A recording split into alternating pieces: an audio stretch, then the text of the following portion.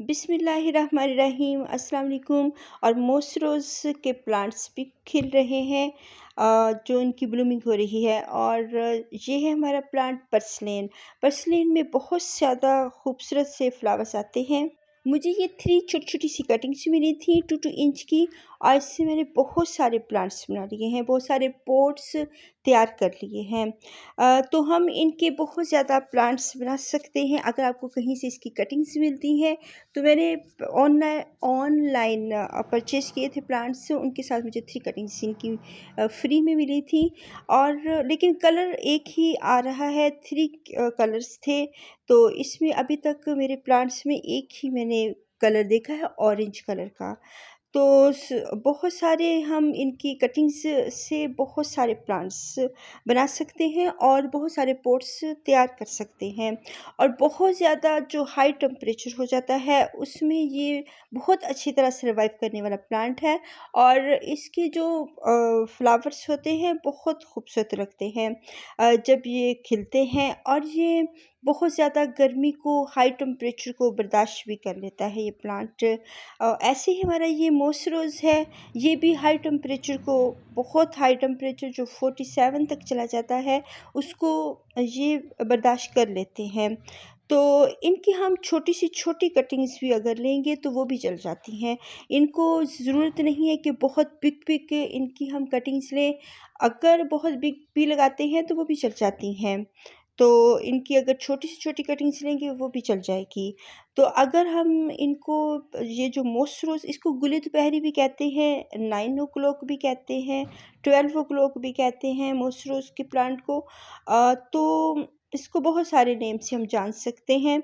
तो अगर इनकी फ्लावरिंग भी हो रही है तो ये इजीली ऐसे ही चल जाएंगे।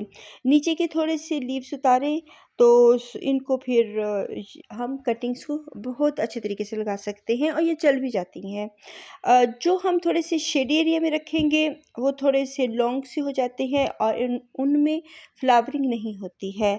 अगर इनको हम फुल धूप में रखेंगे तो फिर ये बहुत अच्छी फ्लावरिंग करते हैं और फिर ये लैगी भी नहीं होते। और अगर हमने इनकी बहुत सारी कटिंग्स हासिल करनी है तो इनको हम पार्शियल लाइट में रखेंगे, ताकि ये जल्दी जल्दी लॉन्ग हो और हम इनकी बहुत ज़्यादा कटिंग्स हासिल कर सकें। तो पार्शियल लाइट का भी हमें फ़ायदा है। अगर हमने कटिंग्स लगानी है, अगर हमने इनकी फ्लावरिंग लेनी है, तो फिर इनको हम धूप में रखेंगे तो फिर ही इनकी फ्लावरिंग होगी। अगर हम इनको धूप में नहीं रखेंगे तो इनकी फ्लावरिंग नहीं होगी। ये फुल धूप के प्लांट्स हैं और कोशिश करें कि नेट के नीचे ना हो, नेट या पार्शियल लाइट में ना हो। अगर हमने इनकी कटिंग्स लेनी है, इनको हमने लैगी करना है, इनकी फ्लावरिंग नहीं लेनी है, तो पार्शियल लाइट में रखेंगे ताकि ये जल्दी से बड़े हों और हम इनकी बहुत सारी कटिंग्स ले सकें। और अगर हमने इनकी फ्लावरिंग लेनी है तो फिर हम इनको फुल जो है धूप वाला एरिया ही देंगे तो फिर ये फ्लावरिंग करेंगे। इनको हम लगा सकते हैं हैंगिंग बास्केट में। हैंगिंग बास्केट में और ये नीचे को लटकते हुए बहुत खूबसूरत लगते हैं। इनको हम ग्राउंड कवर के तौर पे लगा सकते हैं। मोस रोज़ है, एक ग्रास है। तो ग्रास को हम बहुत ज़्यादा एरिया में फैला सकते हैं। और अगर ये फुल धूप का प्लांट है, जहाँ पे धूप आती है, वहाँ पे हम इसको ऑर्नामेंटल ग्रास के तौर पे लगा सकते हैं। पर्सिलेन को भी हम ग्रास के तौर पे लगा सकते हैं। इसको भी सेम ही इसकी रिक्वायरमेंट है जैसे मोस रोज़ की है। जैसे इसको बहुत ज़्यादा धूप की ज़रूरत होती है और वैसे ही पर्सिलेन को भी बहुत ज़्यादा धूप की ज़रूरत होती है। और सर्दियों में ये बहुत ज़्यादा फट जाते हैं, इनकी तादाद बहुत ज़्यादा हो जाती है। अगर हम ग्राउंड कवर के तौर पे लगाएंगे, अब ये हमारी गज़ानियाँ भी फेड हो रहे हैं, फ्लावर्स बहुत ज़्यादा गर्मी में, तो उनको तो हम शेड प्रोवाइड करेंगे गज़ानिया को। और बहुत सारे फ्लावर्स वैसे भी खिल रहे हैं, बहुत धूप में भी फ्लावरिंग होती है बहुत सारे प्लांट्स की। लेकिन जो सकुलेंट्स हैं बहुत ज़्यादा हाई टेम्परेचर को में नहीं चलते हैं, लेकिन ये सकुलेंट चल जाते हैं और इसमें मिली बग्स भी लग जाते हैं।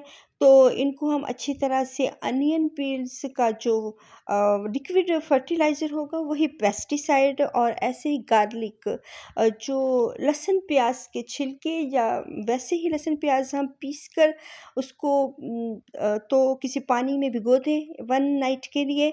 तो फिर अब वो यूज़ के लिए काबिल हो जाता है। बहुत ज़्यादा दिनों के लिए अगर भिगो देंगे तो फिर वो उसमें से स्मेल आनी शुरू हो जाती है।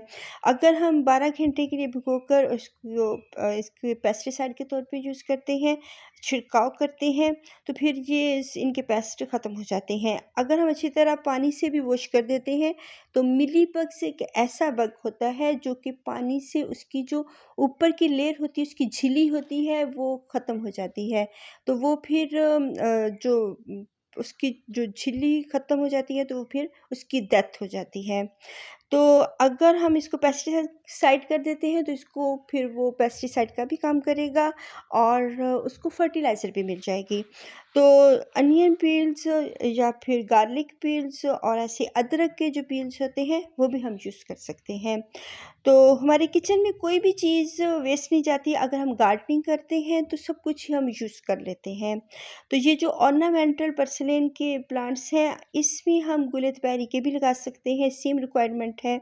अगर इनकी रिक्वायरमेंट एक जैसी ना हो, जिन प्लांट्स की उनको कभी भी हम एक साथ नहीं लगाना चाहिए, क्योंकि ये जो प्लांट है इसको पानी बहुत पसंद होता है।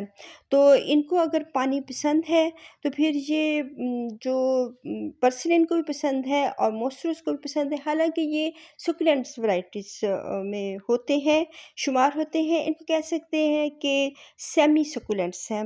लेकिन फिर भी जब सॉइल ड्राई होगी तो फिर हम इनकी वाटरिंग करेंगे। अगर 1-2 दिन ये ड्राई सॉइल में रहते हैं तो खुश रहते हैं, हैप्पी रहते हैं। अगर हम इनको बहुत दिनों के लिए ड्राई सॉइल में रखेंगे तो फिर मोस्टरस तो फिर भी बर्दाश्त कर लेता है, लेकिन जो पर्सिलेन है उसको पानी चाहिए होता है। बहुत दिनों के लिए थर्स्टी नहीं रह सकती। तो लेकिन अगर इनमें पानी ज़्यादा हो जाता है तो ये फिर भी बर्दाश्त कर लेते हैं। ये हार्डी प्लांट्स होते हैं, जल्दी से ये ख़राब नहीं होते, लेकिन फिर भी इनको पानी रोक कर ही हम देंगे। अगर सॉइल ड्राई होती है तो फिर हम इनको वाटरिंग कर देते हैं। अगर सॉइल ड्राई नहीं होती है तो फिर हम इनको पानी नहीं देंगे। इसमें हम कोकोपीट का यूज़ कर सकते हैं, क्योंकि इस प्लांट को थोड़ी-सी नमी भी मिल जाए तो ये खुश रहता है गर्मियों में। सर्दियों में नहीं, सर्दियों में कोकोपीट का यूज़ नहीं करेंगे। गर्मियों में कर सकते हैं ताकि इनकी सॉइल थोड़ी-सी ठंडी-सी रहे।